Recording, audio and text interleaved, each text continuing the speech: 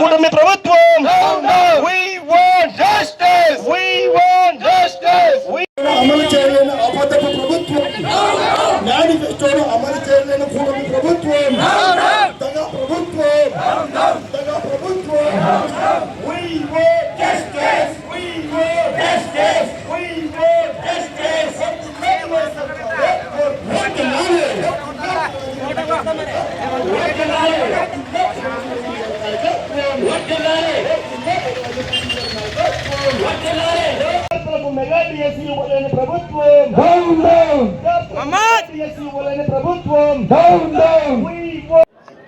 ఈ రోజున ఎమ్మిగనూరు నియోజకవర్గంలో 2 ఏళ్లు వెన్నుపోటు ప్రోగ్రాం వైఎస్ జగన్మోహన్ రెడ్డి ఆదేశాల మేరకు ప్రతి ఒక్క నియోజకవర్గంలో జరిగింది. అలానే ఎమ్మిగనూరు నియోజకవర్గంలో కూడా జరిగింది. ఎమ్మిగనూరు నియోజకవర్గంలో ఎన్నో సమస్యలు, ఒక పక్క వాళ్ళు డైవర్ట్ పాలిటిక్స్ చేసుకుంటా అబద్ధాల హామీలు ఇచ్చుకుంటా ఏదొకటి పేదవాడికి కానీ లేకపోతే ఆంధ్ర రాష్ట్ర ప్రజలకు కానీ చేరనివ్వకోకుండా చేరింది అని చెప్పి ఒక తప్పుడు ప్రచారం చేస్తూ దాని మీద మళ్ళీ ఒక పండగ సందర్భాన్ని అనుకుంటా పండగలు చేసుకుంటా ఉంటే రాష్ట్రంలో ప్రజలందరూ ఏం పిచ్చోళ్ళు కాదు, వాళ్ళకి ఇప్పటికీ అర్థం కాదు. వాళ్ళందరికీ అర్థమైంది ఇచ్చిన హామీలు ఎలాగో నిర్వహించుకోలేరు, వీళ్ళకి చేతనైంది ఇది ఒకటే, వేరేది ఏం చేత కాదు. ఇంకా చేతనైంది ఇంకా మంచిగా ఏదైనా ఉందంటే స్కాములు చేయడము, తీసుకొని డబ్బులు జోలో పెట్టుకొని ఇంట్లోకి పోవడము. ఒక పిల్లవాడు కాలేజ్ పోవాలంటే దాన్ని ప్రైవేటైజేషన్ చేయాలని చెప్పి చూసిరి, ఒక పేదవాడు యూరియా కోసం అడిగితే దాన్ని కూడా ఒక బ్యాక్కి చేసిరి, ఒక చదువుకున్నవాడు ఉద్యోగం కోసం పోతే ఉద్యోగం లేనియకుండా చేసిరి. సర్లే ఉద్యోగం లేకపోయినా కూడా ఒక ప్రభుత్వం హామీ ఇచ్చింది కదా నెలకు 3,000 రూపాయలు ఇస్తామని చెప్పి ఆశతో ఉంటే ఆశ నిరుత్సాహం చేసిరి. ఏ రకంగా ఏ పద్ధతిలో కానీ ఏ మేనిఫెస్టో ఎవరికి అందుతుందని చెప్పి మనం అనుకోవాలి.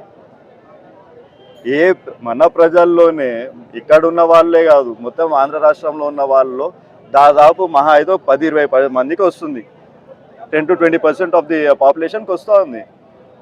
అది కూడా ఎవరికి పక్కాగా టీడీపీ కార్యకర్త అని తెలిసిన వాళ్ళకు ఒకటే నా మేనిఫెస్టోలో అమలు అయ్యేది, వేరే వాళ్ళకి అమలు కాదా? మిగతా వాళ్ళందరూ ఓట్లు వేసిండారా మీకు? మీరందరూ జవాబుదారీతనం లేదా మీకు? మీరు ఒక సీఎం, ఒక డిప్యూటీ సీఎం, మీరు ఇంత హోదాలో ఉన్నప్పుడు ప్రతి ఒక్కరి గురించి ఆలోచించే బాధ్యత మీకుంది.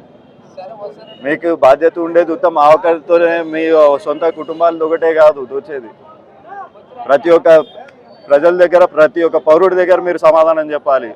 మీకు ఇచ్చిన కుర్చీ అది, ఆ విలువ కూడా కాపాడుకోలేకపోతున్నారు ఈ ప్రభుత్వం.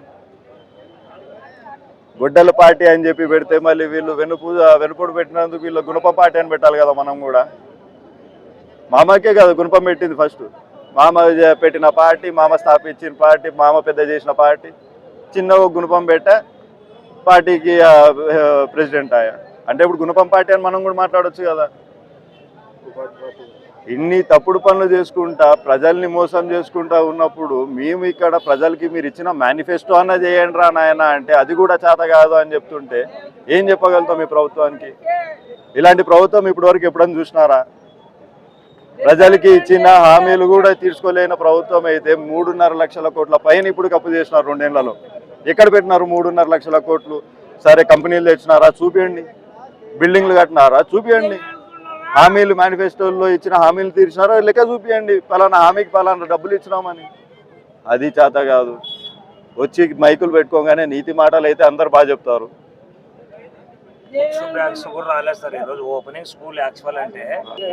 కంటిన్యూ చేస్తే ఖచ్చితంగా మేము అగెయిన్స్ట్గా ఎన్నో ర్యాలీలు కానీ ఎన్నో అన్నీ జరుపుతూనే ఉంటాం. కంటిన్యూస్గా ర్యాలీస్లో కానీ ప్రజల్లో మార్పును ఖచ్చితంగా తీసుకొని వస్తాం. 2029లో మళ్ళీ జగన్ అన్ననే గెలిపించుకుంటాం. మళ్ళీ ఆ రోజున మేము ఇచ్చే మేనిఫెస్టో ప్రతి ఒక్కటి పోయినసారి లాగానే వితిన్ 3 monthsలో ప్రతి ఒక్క మేనిఫెస్టోలో ఇచ్చిన హామీ ఏదైతే వెళ్ళిపోతుందో ప్రజల దగ్గరికి ఈసారి కూడా అలానే వెళ్ళేలా కూడా చూస్తాం. Thank you.